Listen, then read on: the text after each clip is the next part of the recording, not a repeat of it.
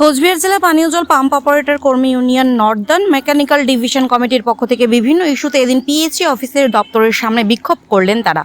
প্রসঙ্গত 2011 সালের provident fund, ESI এবং লেবার লাইসেন্স কন্ট্রাক্টদের বাধ্যতামূলক করা হয়, আর 2024 সালে পিএইচই দপ্তর অবাধ্যভাবে গায়ের জোরে প্রভিডেন্ট ফান্ডে টাকা মজুরি থেকে কেটে নেওয়া হচ্ছে। তবে এর আগে আগামী 4 এপ্রিল প্রিন্সিপাল, চিফ সেক্রেটারি, সমস্ত এক্সিকিউটিভ ইঞ্জিনিয়ারদের এসে নির্দেশ দিয়ে গেছিলেন যে সমস্ত স্টাফরা প্রভিডেন্ট ফান্ডে টাকা না নিতে চাইলে বা মজুরির টাকা না কাটাতে চাইলে তাদের মজুরির টাকা আটকে রাখা যাবে না ও জোর করে তাদের এই প্রভিডেন্ট ফান্ডের আওতায় আনা যাবে না। তার পাশাপাশি যে সমস্ত কন্ট্রাক্টররা কাজের জন্য 3 বেলা দফতরে আসে ও বিভিন্ন টেন্ডার করান, তাদের labour registration, ESI registration, licence registration বাধ্যতামূলক রাখতে হবে। কিন্তু তারা লাইসেন্স রেজিস্ট্রেশন না করে, লেবার রেজিস্ট্রেশন না করে তারা অনায়াসে এই টেন্ডারগুলোর কাজ করে। আমরা এর তীব্র নিন্দা করছি এবং আমাদের যে 11% মহার্ঘ ভাতা রয়েছে, এসব বিভিন্ন দাবি দাবা নিয়ে তাদের এই বিক্ষোভ। তারা আরও জানান, আমাদের এই দাবিগুলো না মানলে আমরা আগামী দিনে কর্মবিরতি রাখতে বাধ্য হব। এতে জল পরিষেবা বন্ধ হয়ে যাবে ও সাধারণ মানুষের অসুবিধার সম্মুখীন হতে হবে। তাই আমরা চাই আমাদের এই দাবিগুলো মেনে নিন। আমাদের আজকে এখানে বিক্ষোভ, আমরা যারা কুচবিহার জেলাতে পাম্প অপারেটর আছি। শ্রীমা ক্লিনিক ও দিনহাটা হেলথ কেয়ার সেন্টারে রোগী দেখছেন প্রখ্যাত চিকিৎসক ডক্টর উজ্জ্বল আচার্য, এক্স সিনিয়র হাউস সার্জন, স্ত্রী ও প্রসূতি রোগ মেডিকেল অফিসার, দিনহাটা মহকুমা হাসপাতাল। এছাড়া এখানে একই চাঁদের তলায় রয়েছে আল্ট্রাসোনোগ্রাফি, ফিজিওথেরাপি, ল্যাবরেটরি, ওষুধের দোকান, ডিজিটাল ইসিজি ও বন্ধ্যাত্ব রোগীদের পরামর্শ শিবির। নাম লেখাতে যোগাযোগ করুন 7076464165 এবং 9647600660। শ্রীমা ক্লিনিক ও Dinhata health care centre, Dinhata. 2011 সালে আমাদের প্রভিডেন্ট ফান্ড, ইএসআই এবং লেবার লাইসেন্স কন্ট্রাক্টরদের বাধ্যতামূলক করা হয়। আজকে 2024 সালে এসে পিএইচই দপ্তর অবৈধভাবে প্রায় এক প্রকার গায়ের জোরে ভয় দেখিয়ে অপারেটরদের প্রভিডেন্ট ফান্ড করতে বাধ্য করা হচ্ছে এবং তাদের বেতন থেকে, মজুরি কেটে নেওয়া হচ্ছে। সেটা অপারেটররা তাদের আপত্তি প্রশাসন এবং লেবার কমিশন পিএইচই দপ্তরকে জানিয়েছে। পিএইচই দপ্তরের উচ্চতর যারা আধিকারিক আছে তারা বিষয়টা মেনে নিয়েছে এবং আমাদের গত 4 এপ্রিল প্রিন্সিপাল সেক্রেটারি চিফ মিনিস্টারের সঙ্গে এসেছিলেন। সেখানে উনি সমস্ত এক্সিকিউটিভ ইঞ্জিনিয়ারদের এই নির্দেশ দিয়েছেন যে সমস্ত অপারেটররা প্রভিডেন্ট ফান্ড নিতে অথবা টাকা কাটাতে অপারগ, যারা স্বীকার করছে যে আমরা টাকা কাটাতে পারছি না, তাদের মজুরি আটকে রাখা যাবে না এবং তাদের জোর করে প্রভিডেন্ট ফান্ডের আওতায় আনা যাবে না। ঠিক পাশাপাশি যে সমস্ত কন্ট্রাক্টররা এখানে টেন্ডার অ্যাটেন্ড করে, যাদের এই কাজটা এখান থেকে বরাত পায়, তাদের ক্ষেত্রে provident fund registration, ESI registration, labour licence registration বাধ্যতামূলক করা হয়েছে এবং এই 3টা বিষয় যদি কোনো কন্ট্রাক্টরের থাকে তবেই সে টেন্ডার অ্যাটেন্ড করতে পারে।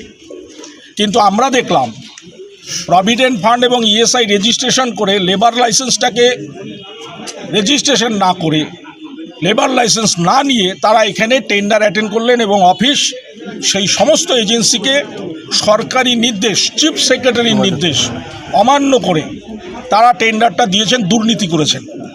আমরা এই বিষয়টা তীব্র প্রতিবাদ জানাচ্ছি এবং সরকার যে আমাদের যে নির্দেশ দিয়েছে, আমরা এই অপারেটররা 11% মহার্ঘ ভাতা এই দপ্তরের কাছে পাব, যা সরকার অলরেডি অনুমোদন করেছে। গত 2023 সাল থেকে আজকের মে মাস পর্যন্ত 11% ডিএ আমাদের বাকি। এই 11% ডিএর জন্য এদের কোনো মাথা ব্যথা নেই, এরা সেটা বলছে না।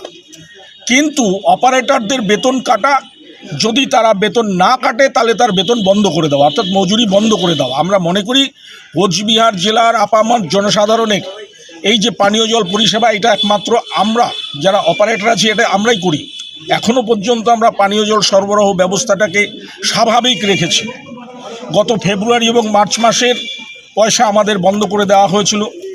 আন্দোলন করে শ্রম দপ্তরকে, ডিএমকে জানিয়ে আমাদের 2 মাসের বেতন কিছুটা হয়েছে, বাকিদের এখনও বাকি আছে এবং আমাদের যে মহার্ঘ ভাতা সেটা এখন পর্যন্ত এরা দেওয়ার জন্য কোনো রকম উদ্যোগ নেয়নি।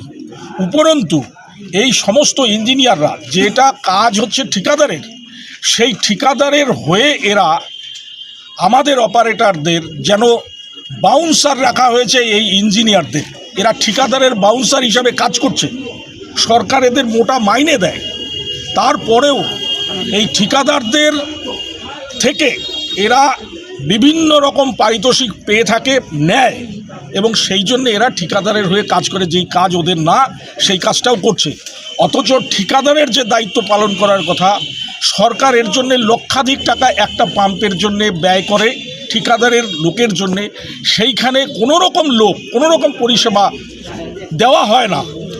অপারেটররাই সেই পরিষেবাদের উপর জুলুম যদি বন্ধ না হয় তাহলে আমরা বাধ্য হব এই পরিষেবা বন্ধ করে দিতে। এর জন্যে এই পিএইচই দপ্তর এবং জেলা প্রশাসন, পিএইচির প্রশাসন যারা আছে তারা দায়ী থাকবেন।